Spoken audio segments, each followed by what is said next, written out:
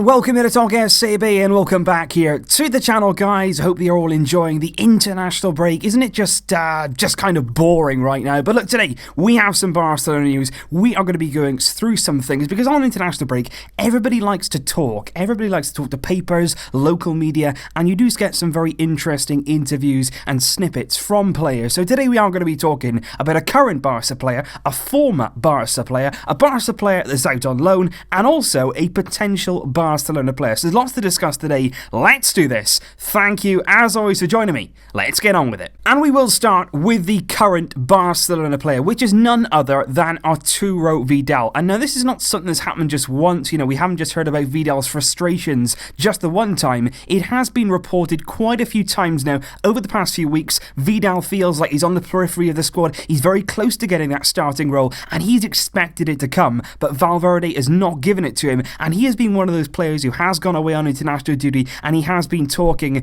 to the media, and it has now been widely reported back in Barcelona. He was basically asked, you know, was he happy? He's obviously made the move to Barca. How was he feeling right now? And he replied with, how can a player be happy when he doesn't play? Clearly very, very frustrated with the lack of minutes, the lack of game time, but I think more than anything, he wants to start games more. He doesn't just want to come on for the final few minutes in games as a sort of hatchet man. He wants to show that talent from the very beginning, just like we saw really when he started against Athletic. And even in that game he was subbed off, but he was very, very good in that game and very good in our midfield. And this isn't the first time, like I say, that Vidal's frustrations have been reported, but it is the first time that we've heard him say in his own words that he isn't happy right now with either Valverde's decision making or just his life at the club. And he did play down though the angry social media posts. There's been a few things on social media. There was a few angry emojis, you know, distributed here and there. He also called somebody on Instagram a Judas, which was liked by Marc-Andre ter Stegen, but he said that was nothing at all to do with football. He said, if I had a problem with the coach, if I had any problem at all at the club, I'd go and speak to them face to face and have it out right there and then, not on social media. So he did play down those social media posts. But it's going to be interesting to see how this develops with Vidal, because he does seem to be going very much head to head right now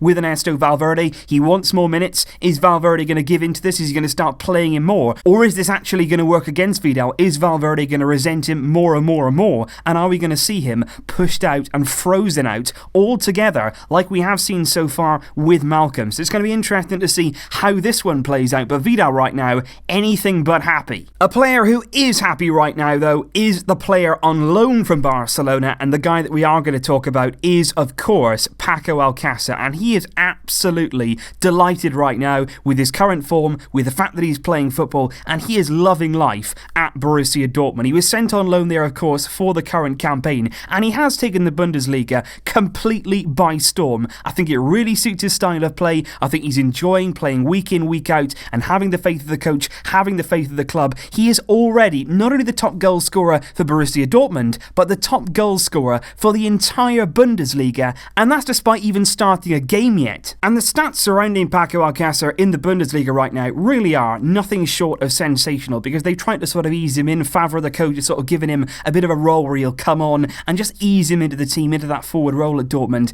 and he scored 6 Bundesliga goals. He's the top goal scorer. He has played just 81 minutes in the Bundesliga for Dortmund, and that works out at just 13.5 minutes per goal scored. That is incredible numbers right now, and like I say, he's really enjoying life there. He scored 6 brilliant goals in the Bundesliga, and that includes an emphatic hat-trick last weekend in a 4-3 victory, and Paco Alcacer scored the winning goal with the last kick of the game, a sensational free kick from distance, and he's really enjoying it. He was speaking this week after he was included in Luis Enrique's Spain squad to play Wales in England, and I am actually looking forward to seeing Paco at the Principality Stadium as they play Wales tomorrow night. That should be a good one, and he's just really enjoying his football. He's happy to be there, he's happy to be playing, and he said he's a very, very happy man right now. And that begs the question really, should we have seen more chances given to Paco at Barcelona, especially when you consider Luis Suarez right now in a bit of, you know, in and out form. He's not been incredibly consistent in every single game. He's 31 years old, and we are now looking to the future, who is going to step in long term to that striking role. And surely we should have seen more consistent opportunities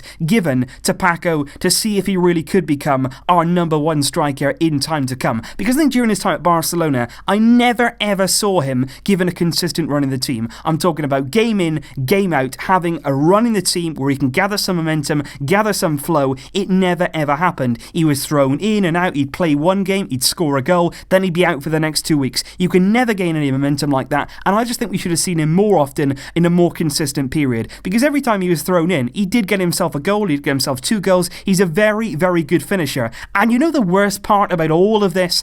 Even if the club didn't count on Paco, even if they regret signing him and they're thinking, okay, it's time that he left the club, no matter how he played at Dortmund, we should have been looking to make a profit on the 30 million that we paid. But no, the board, for some ridiculous reason, has set his buy option at just 25 million euros, which in today's market is absolutely nothing for a man who's currently Germany's top goal scorer. He's a very good forward in the right system, game in, game out. When he has minutes, he will score goals, and that 25 million, as long as Paco gives the all clear, Dortmund have got their man. If they deposit that 25 million, there's nothing the club can do about it, and I think that's a massive, massive mistake on our part, and it's going to be really interesting to see how he develops at Dortmund this season. If he continues that form, it is going to be a steal at that price, and for me, it's a big mistake on our part. And now time to discuss the former Barcelona player, a man who's also pretty happy right now with the decisions that he's made in the past few years, and that is none other than THIAGO Alcacer, who's spoken out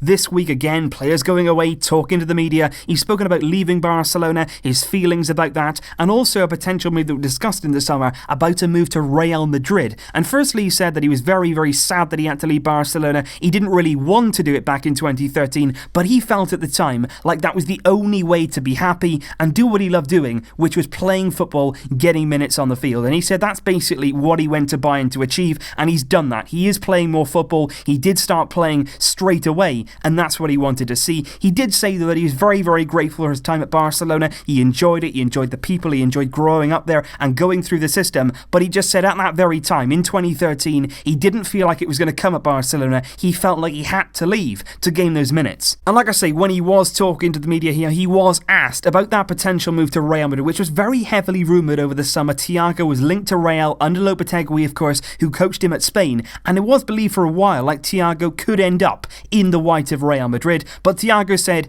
that wasn't going to happen. He basically said that even though he respects Real Madrid at the team, he doesn't hate them, but he just said out of respect for Barcelona, where he's come from, who he's played for in the past, he didn't want to enter all of those implications of playing for both clubs. He wouldn't go down that road, and that for me, coming from a player who we do respect in THIAGO, that was good to hear. But now on to the man who could potentially become a Barcelona player in the future, and potentially even the very near future, Matthijs De Ligt, the Ajax centre-back, who I all think we agree is got a massive, massive future ahead of him in the game of football. He is still only 19 years old, and yet we've already seen him, be around at the top level in Holland for over 2 years now. He's played Europa League, he's played European football. He's still only 19. He's got loads of experience already, and he is a phenomenal centre-back, and I think he's really gathered the attention right now of every major European club. There is no team out there right now who would say no to this man, and rightly so. He's young, he's talented, he can play out the back, he's very comfortable with the ball at his feet, which I think right now is a trait that more and more coaches in elite teams want to be seeing. And above all of that, he is a very, very good defender, which at the end of the day, that's why he's there. And we saw all of those characteristics, all of that fantastic quality and talent in De Ligt. We saw it just the other week as Ajax went to the Allianz Arena. They played Bayern Munich, and they did brilliantly as a team there, Ajax. And the man at the back who was leading all that was Matthijs De Ligt. Phenomenal display, brilliant defensive performance. And it wasn't only that, he stood up at the Allianz against Bayern, and he led that back four. He led that team as a 19-year-old. The leadership qualities that he has from the back, the way that he plays with the heart on his sleeve, he is a phenomenal, phenomenal talent. And with all that considered, it is not a great surprise to me that Barcelona want to sign this man. According to MD and Sport this morning, he's on their cover, he's inside the paper, there's a lot of column lines on him, and a lot of people, of course, want to see this man at Barcelona, and I'm not surprised at that. He is a massive, massive talent. But what's surprising to me is that both papers in Spain this morning alluded to the fact that Barcelona could actually move for De Ligt in the January transfer window. They say there's big concerns right now over Samuel Umtiti. We don't really know exactly what the injury that he has is. It's not been fully diagnosed yet, but it could be a serious serious one. There is a chance that Umtiti could miss several months with it, and that leaves us short in defence. There's the form of Gerard Piqué. He's not been consistent lately. A lot of individual errors. That's not what we want to see from our leading centre-back. And of course, Thomas Vermaelen himself can pick up injuries as well. He's not always the man you want to rely on when you really need a defender. And Longley is still, of course, a new signing, new to the team. So it's going to be very interesting to see whether Barcelona do go and act in January. Because like I said, so many teams are interested. We might need to act now and act big to get this man. It's going to cost us. He's going to be a very, very expensive acquisition. But I think right now, De Ligt would be a massive addition. And in terms of the future, he's going to pay back that transfer fee. He is going to give you quality service for over 10 years at the centre of that defence. I think personally, he has got everything you would want in a Barcelona defender and a Barcelona centre-back. What are you waiting for? Get him now. So that was basically today's news from the world of Barcelona, guys. Please let me know your thoughts down below with all the topics that we have discussed in today's video. Even though it's the international break, we're still looking for topics here and still looking to make videos keeping you guys updated. So thank you, as always, for joining me. I will see you with more very, very soon. But until then, as always, Vasca el Barça.